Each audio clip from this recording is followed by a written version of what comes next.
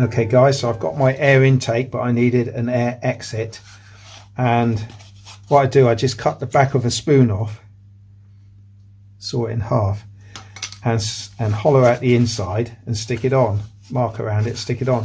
But I've learned that sometimes they get knocked off, so what I do, I mark around the inside and then I scalpel at an angle all the way around, and when I've scalpeled at an angle all the way around, I then just roughly saw out the center and then cut straight into that angle like that, and remove the piece of wood and then Dremel out the rest. But then you're left with this sort of slot, so it goes in at an angle. So now I just run some CA in around the back and it's not going anywhere. So that's how easy it is, just with plastic spoons. I did have wooden spoons, but they broke. Bamboo, I think they were made from, but they just sort of slot in like that. And then you've got your exits, so the air's coming in right past the ESC, and so the air can rush in onto the ESC. I know the exit holes should be bigger, but at least it lets a bit of air out. I'm happy with that. I've also got enough plywood left either side if necessary to bolt some lead to. The other thing I've done is I've had to cut out a little piece of wood from the fuselage side, about a 1/16 tapering up both sides, just to get this to fit really beautifully, which it does now. It just sits on there very solid, and it's back at the correct angle for the leading edge. I can't put it on because I've just put some tissue on with PVA, but it does just clump on there really nicely, so happy with that. Just going to clean up the edges of here now and make some holes for the wires to go up through. Then I can bolt my retaining wires in, and once they're bolted in nice and tight, then I can sheet the top. I'm just going to use 1/16 balsa for the top. I don't think there's anything to be gained from using ply, which I haven't got anyway, so 1/16 balsa it is. Then, well, basically now, no reason why I can't also cut the glazing for this side and fit that. So we're getting really close, guys, aren't we?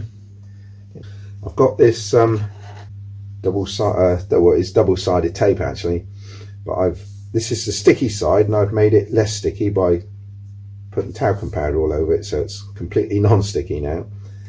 But it's really thin,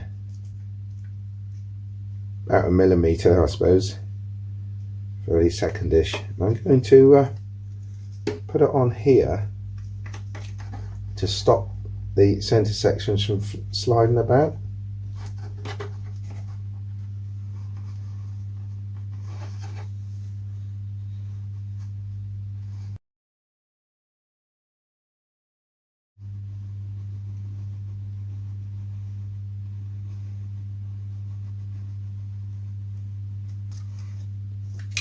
Okay.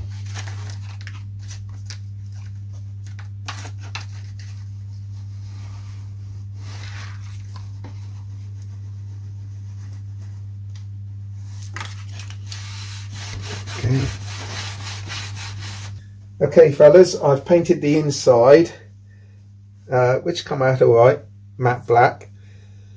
You'll want a couple of touches here and there now it's dried, but I'm just sticking in the windows. Woohoo! So I've cut out some celluloid using my patterns, and they're going to slide in like that and sort of stick in like that. Now I'm using Formula 560, which is a Pacer product. You put it on one surface and it's handling dry within 3 hours and fully cure in 24. I've got a piece of sandpaper and just very gently gone around the edges, roughing it up, just to provide a slight key for the glue. So if I put the glue on the frame, I'm going to have to handle it in like this. That should go okay. There's a dummy run.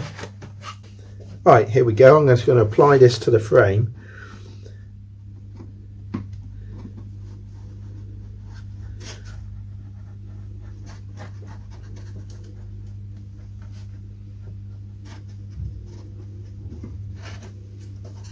quite a lot on there, but that's all right, can run down inside the body.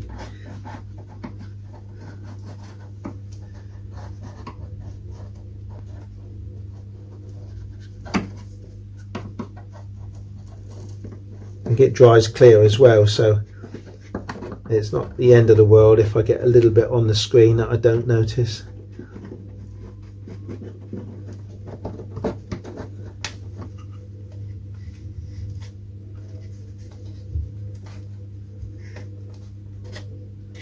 Bit at the bottom's got to have the wood angle put on back on it yet, but I wanted to put the glass in first, glazing I should say, because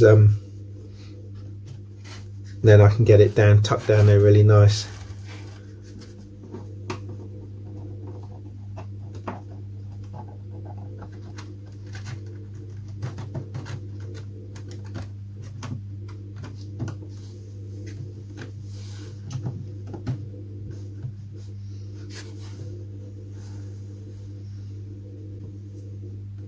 Now I can see how much the glue is spread out, because obviously the glazing is transparent. It looks a little bit messy, but by the time it's all dry it'll be fixed in a treat. So I've just spent a happy couple of hours making up the hooks, fitting the hooks I should say.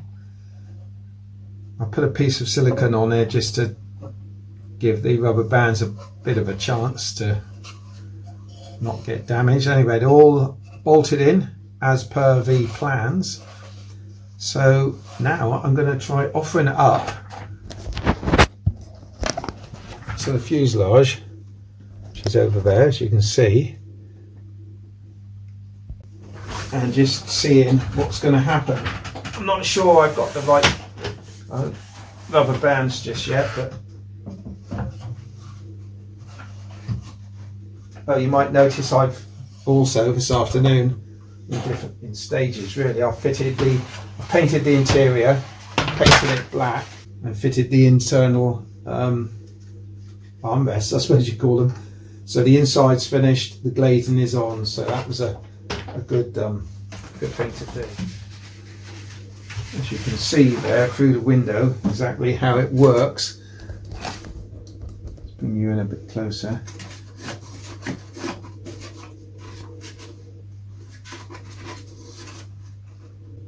That's the principle. The bands just hold down like that. I think it'll work. Well, obviously it did work.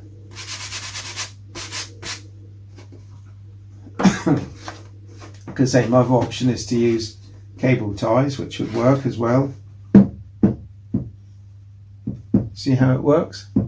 It's a clever idea. It's a means to an end, isn't it? But it would be nice to use these great big ones. I can put them round the bar maybe and bring them up. Let's try that as an experiment. Let's just put it up and out of the way a minute.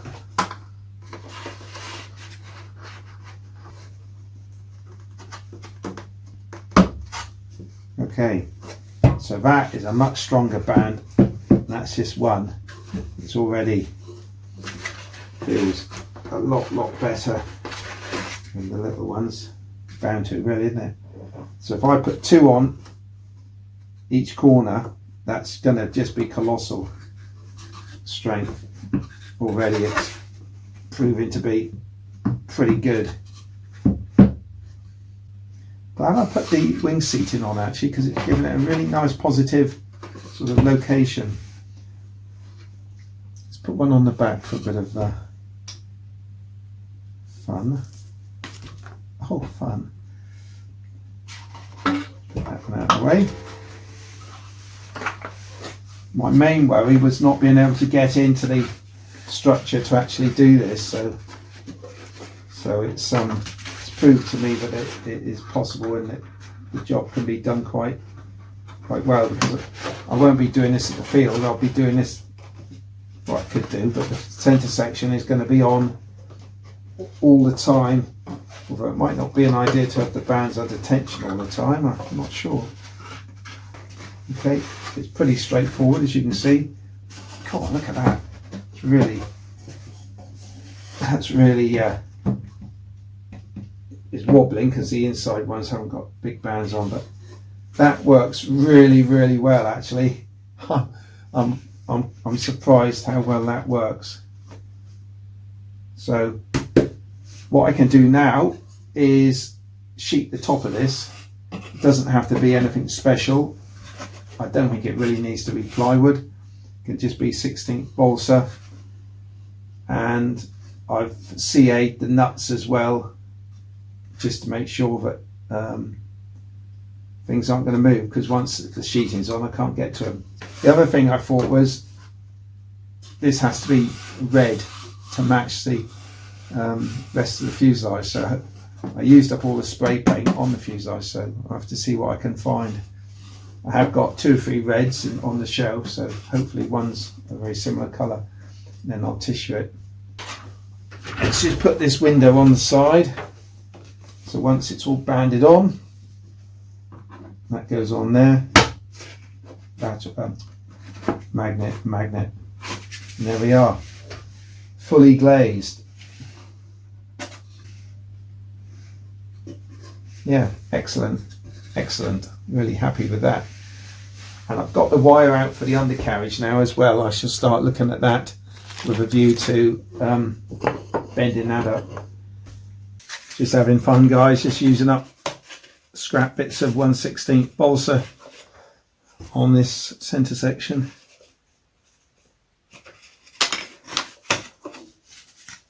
It's going pretty well, as you can see.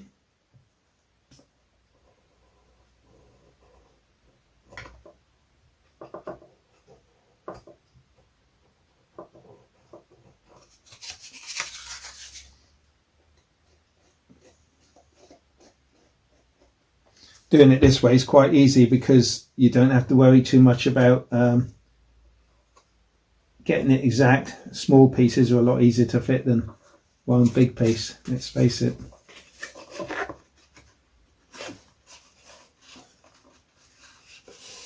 I have to take this rubber band off, I think, because it's pressing down in places where I don't want it to press down. Get my meaning. Oh, the other trick actually, I could, when I'm done, put just a long piece of balsa in there. That'll just keep everything at the same level. Right, one more bit and we will be done. It's going to go right down over the trailing edge section. It's looking pretty solid, isn't it?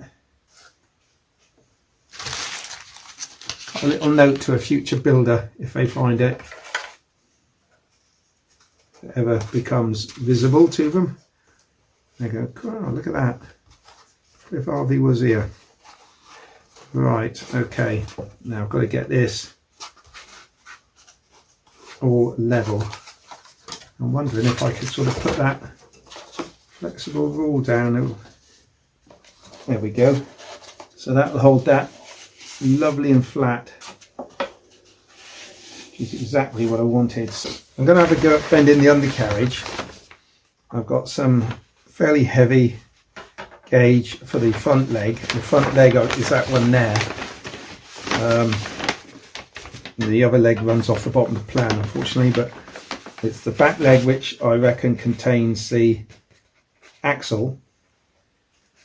So I think I might go ahead and bend this one to start, and then got a couple of little wire hooks to solder on as well. They'll be, I guess, for like rubber bands between the two sides to make sure they don't pop out the fuselage, because they slide in from each side into the brass tube. So if I go and bend this one, I could. There's nothing to stop me putting the axle on this one, I suppose. This is the bit that goes in the fuselage. So I'm going to go and bend the front undercarriage legs and pop them in, and then see the sort of angles I need for the rear one. Okay guys, I've been busy in the shed and I've got 2 sets of undercarriage legs, and I'm going to slot them into place and show you how it goes. So I've got the one in the front, they just slide in. Thinner one in the back, like that. And then I'll use a peg. They'll solder together like there. If you can see that or not. And then there's a smaller one goes in here, like that. That solders up in between there. I could peg it if it's worth it.